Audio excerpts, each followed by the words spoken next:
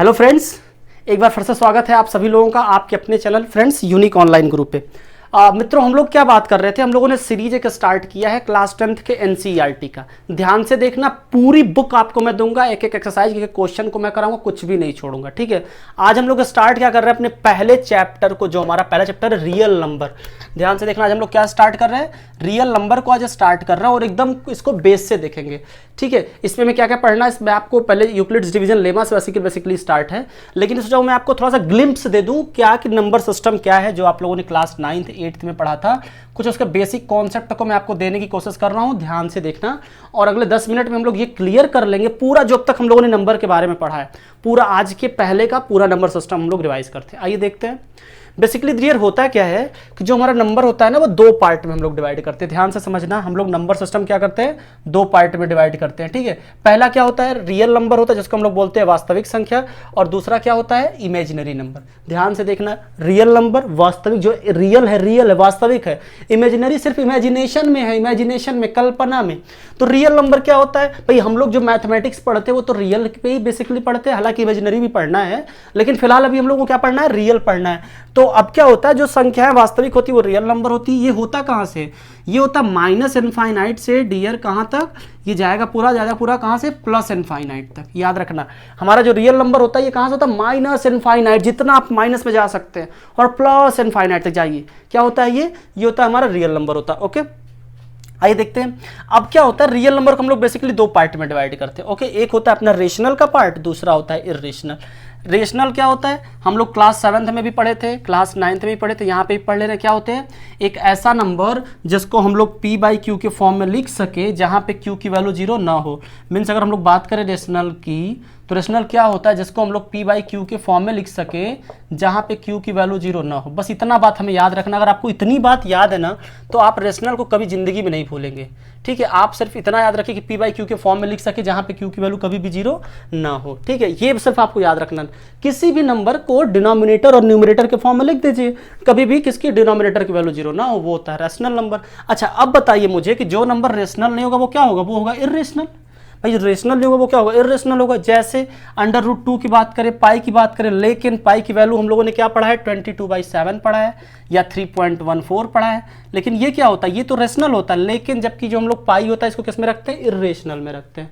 √2 को किस में रखते हैं, इर्रेशनल रखते हैं। √3 को किस में रखते हैं, इर्रेशनल रखते हैं। √5 को इर्रेशनल। अभी हम लोग आगे इसको प्रूफ भी करेंगे। ठीक है, अब क्या होता है, रेशनल नंबर को भी हम दो पार्ट में डिवाइड हमने कर दिया है। एक तो किया इंटीजर्स के फॉर्म में, और दूसरा किया फ्रैक्शंस के फॉर्म में। इंटीजर्स क्या होते हैं, जिसको हम लोग नंबर लाइन पर रिप्रेजेंट कर सके। अगर हम लोग बात करें इंटीजर्स की, तो क्या होता है, जिसको हम लोग नंबर लाइन में रिप्रेजेंट कर सके।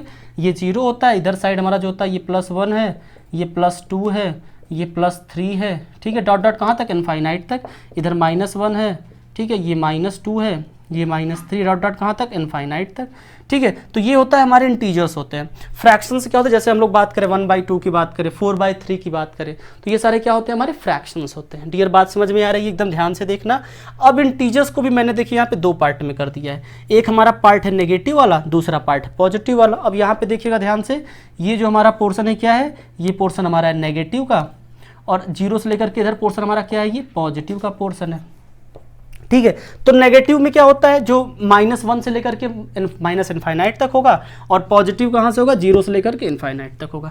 एक्चुअली में क्या होता है कि पॉजिटिव इंटीजर्स को ही हम लोग होल नंबर कहते हैं। देखते हैं कैसे होल नंबर कहते हैं, पॉजिटिव इंटीजर कैसे कहते हैं। क्योंकि हम लोगों ने क्या पढ़ा था कि जो हमारा होल नंबर होता है वो कहाँ से स्टार्ट होता है, 0 से स्टार्ट होता है। अगर आपको याद होगा तो हम लोगों ने क्लास 7th 8th में क्या पढ़ा है कि जो हमारा होल नंबर होता है वो कहाँ से स्टार्ट होता है, होल नंबर हमारा स्टार्ट होता है 0 1 2 डॉट डॉट कहाँ तक, इनफाइनाइट तक।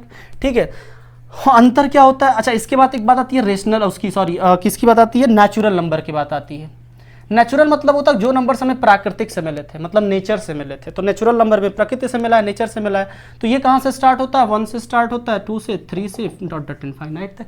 पता है आपको कि 0 की खोज कौन किया है, आर्यभट्ट साहब ने किया, आप सब लोग उनको जानते होंगे। ठीक है, अभी क्या होता है कि इसमें हम लोग 0 को मिलाते हैं तो हमारा नंबर पूर्ण संख्या होल नंबर हो जाता है। अदरवाइज ये 1 से लेकर के इनफाइनाइट तक हमारा ये नेचुरल नंबर है। ओके, बात समझ में आ गई। अब क्या होता है, नेचुरल को भी हम लोग 4 पार्ट में कैटेगराइज करते हैं। जैसे प्राइम नंबर, प्राइम नंबर क्या होता है, प्राइम नंबर कोई भी ऐसा नंबर जिसके सिर्फ 2 फैक्टर हो, एक तो 1 हो और दूसरा क्या हो, सेल्फ हो।